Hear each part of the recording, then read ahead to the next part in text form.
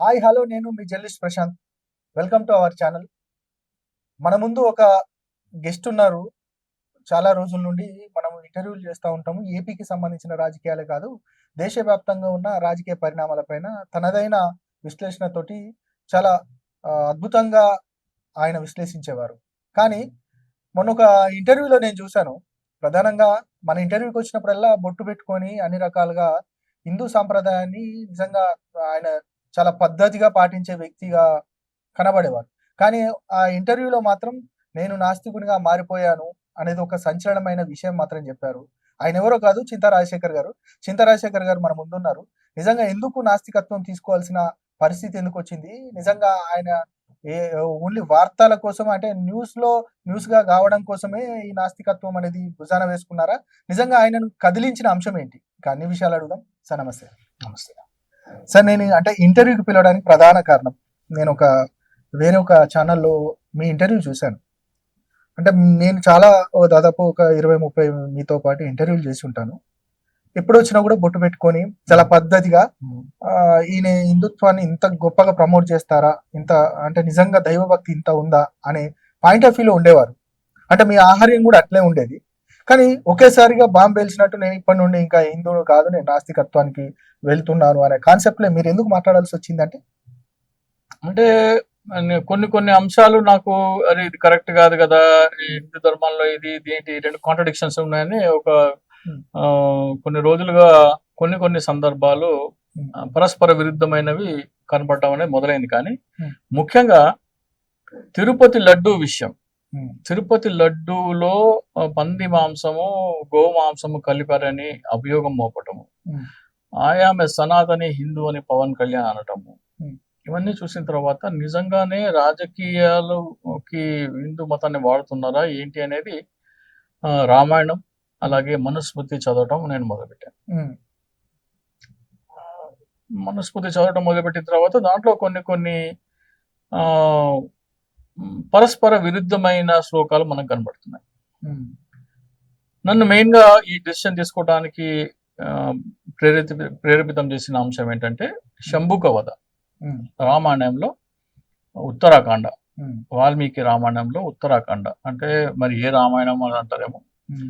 Gorakhpur Gita press వారు ప్రచురించిన వాల్మీకి రామాయణంలోని ఉత్తరాఖండలో 75-76 సర్గములను ఉంటాయి. వాటిలో శంభుక వధ గురించి వివరించడం జరిగింది.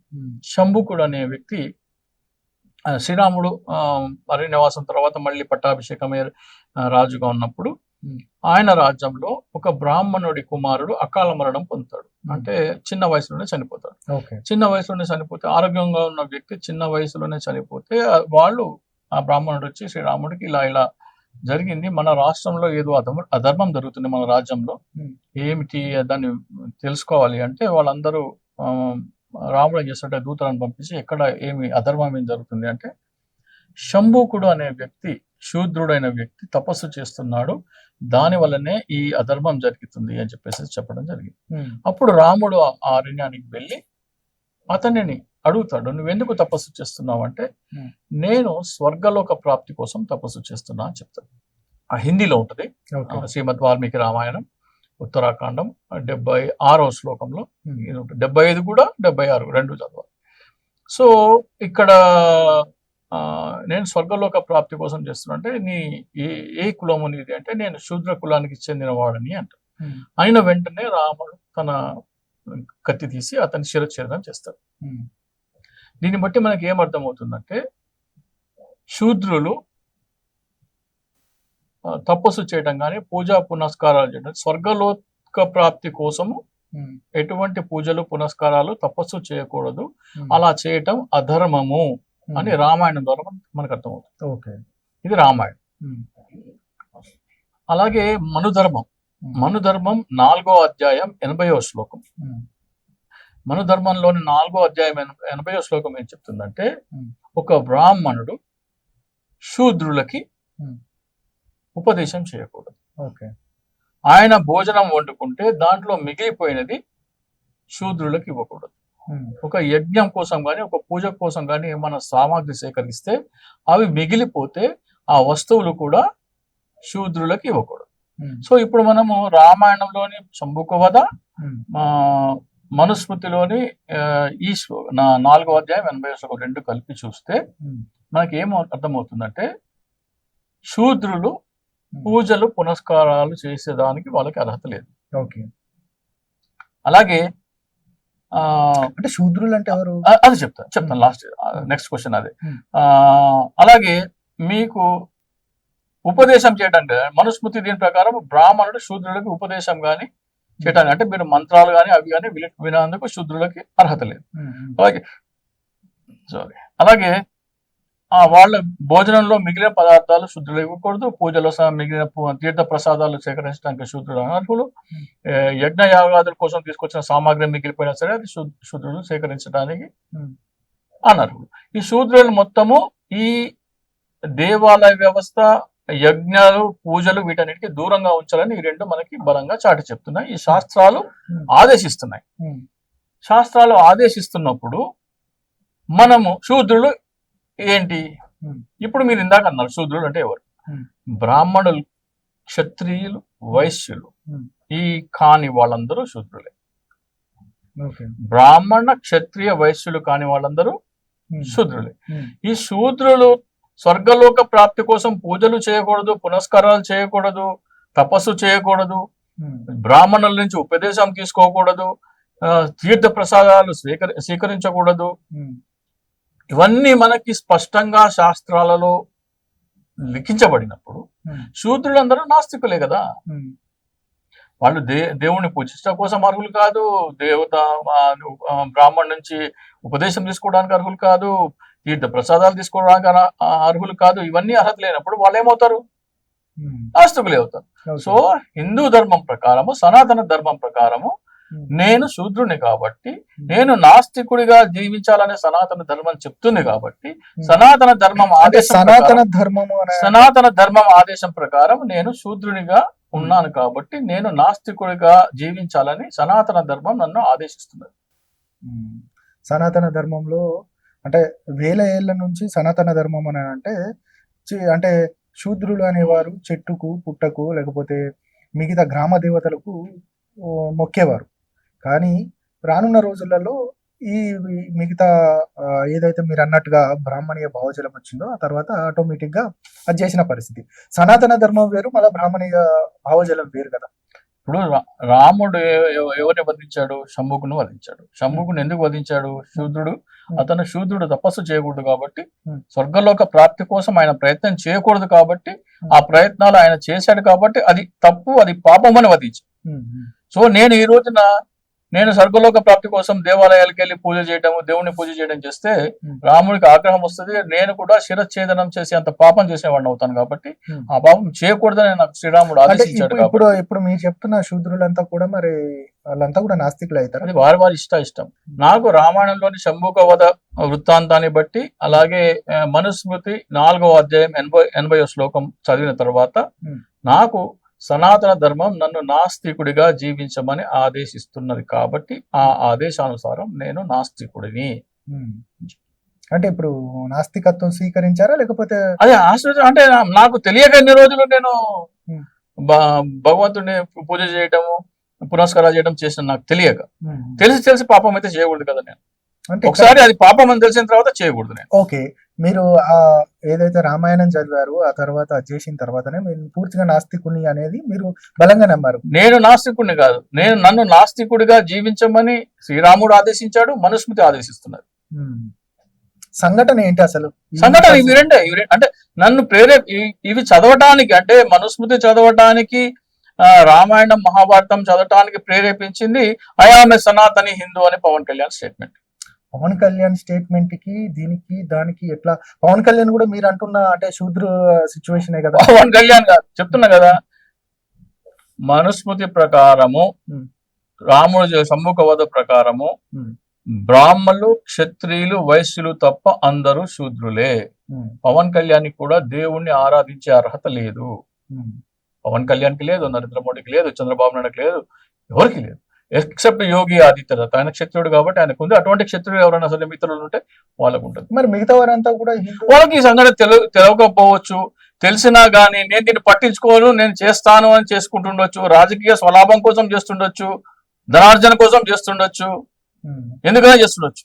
అంటే ఇట్లా ఇప్పుడు కొన్ని వందల పుస్తకాలు నేను చదివాను, నేను చదివింది తక్కువ అయినప్పటికీ కూడా పుస్తకాలు ఎక్కువ చదువుతానని కూడా పవన్ కళ్యాణ్ చెప్తా ఈ ఉంటారు. 2 శ్లోకాలు చదివిన తర్వాత నిర్ణయం తీసుకోమండి పవన్ కళ్యాణ్.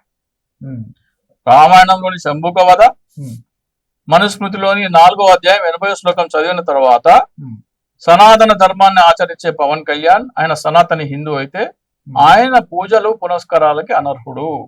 ఉమ్. ఎట్లా ఉండబోతుంది అంటే నాస్తికునిగా నేను ఇన్ని రోజులు అంటే ఉన్నప్పటికీ కూడా నేను హిందువుగానే ఉన్నాను, నాకు తెలియక ఉన్నాను. ఇప్పుడు నేను నాస్తికత్వం అంటే నేను ఖచ్చితంగా నన్ను నాస్తికునిగా నెట్టివేయబడ్డాను ఆదేశించబడ్డా. నేను ఆచరిస్తుంది కూడా సనాతన ధర్మమే. సనాతన ధర్మం ప్రకారం నేను పూజలు పునస్కారాలు చేయకూడదు, తీర్థ ప్రసాదాలు స్వీకరించకూడదు, స్వర్గలోక ప్రాప్తి కోసం ప్రయత్నం చేయకూడదు. ఓకే, మన నాస్తికత్వంలో ఇవన్నీ ఉండవు కదా, స్వర్గలోక ప్రాప్తి మిగతా అదంతా కూడా. అది నాస్తికత్వం అంటారా, అది ఏమంటారా నాకు తెలియదు, కానీ సనాతన ధర్మం ప్రకారం ఇవన్నీ నేను చేయకూడదు. ఓకే, సరే, నేను నాస్తికునిగా ఇక జీవితం మొదలు పెడుతున్నాను అనేది ఒక మీరు స్టేట్మెంట్ ఇచ్చారు. దీనికి సంబంధించి ఎట్లా ఉండబోతుంది, మీ కార్యాచరణ ఎట్లా ఉండబోతుంది? ఏముంది, డైలీ పొద్దున్నే స్నానం చేయగానే ఫస్ట్ దేవుడి దగ్గరికి వెళ్ళి దండం పెట్టుకొని బొట్టు పెట్టుకొని 5 నిమిషాలు దేవుడిని స్మరించుకునేవాడిని. అది ఆపేశాను. ఫస్ట్ అయితే అది చేశాను. ఆలోచించమంటున్నాను, మా కుటుంబ సభ్యుల్ని కూడా ఆలోచించండి. ఇది నా నిర్ణయం. నా నిర్ణయం మీ మీద ఏమీ బలవంతంగా నేను రుద్దను. మీరు ఆలోచించుకొని నిర్ణయం తీసుకోండి. నేను ఈ కారణాల వల్ల నేను ఈ రోజు నుంచి పూజా పునస్కారాలు ఆపేశాను.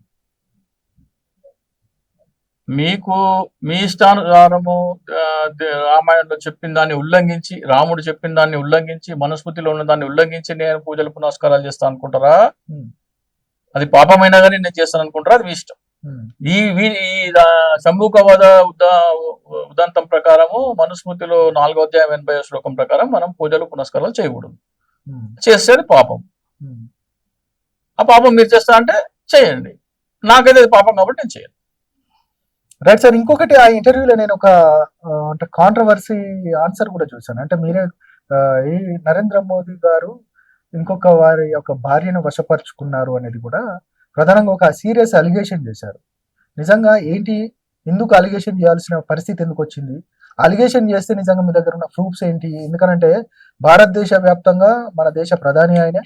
రెండవది ఏంటంటే ప్రధాని ఒకటైతే అసలు హిందుత్వానికి, అదేవిధంగా ఇప్పుడున్న భారతీయ జనతా పార్టీకి సంబంధించి ఒక రోల్ మోడల్ గా ఉంటున్న పరిస్థితి. ప్రపంచం మొత్తం ఆయనను ఒక ధీరుడుగా, వీరుడుగా అధ్యస్తున్న నేపథ్యంలో ఒక మోదీని విమర్శించి మీరు హైలైట్ అయిదామని చూస్తున్నారా? మోదీని ఎందుకు విమర్శించాల్సి వచ్చింది అంటే? మీకు నేను ఒక లెటర్ పంపిస్తున్నాను, డిస్ప్లే చేయండి. ఓకే. గుజరాత్ లో 1996, 97 ఆ టైంలో మఫత్ భాయ్ పటేల్ అనే ఒక వ్యక్తి లాల్ కృష్ణ అడ్వాణి, అంటే అప్పటి బీజేపీ అగ్రనాయకుడైన లాల్ కృష్ణ అడ్వాణికి ఒక లేఖ రాసి, ఫలానా నరేంద్ర మోడీ అనే వ్యక్తి నా భార్యని వశపరుచుకున్నాడు, నాకేం చేయాలో పాలుపోవట్లేదు, దీనికి పరిష్కారం చూపండి అని వేడుకుంటూ ఆయన లెటర్ రాయడం జరిగింది. ఆ లేఖ నేను మీకు పంపించాను, అది డిస్ప్లే చేయండి. అది గుజరాతీలో ఉంటుంది.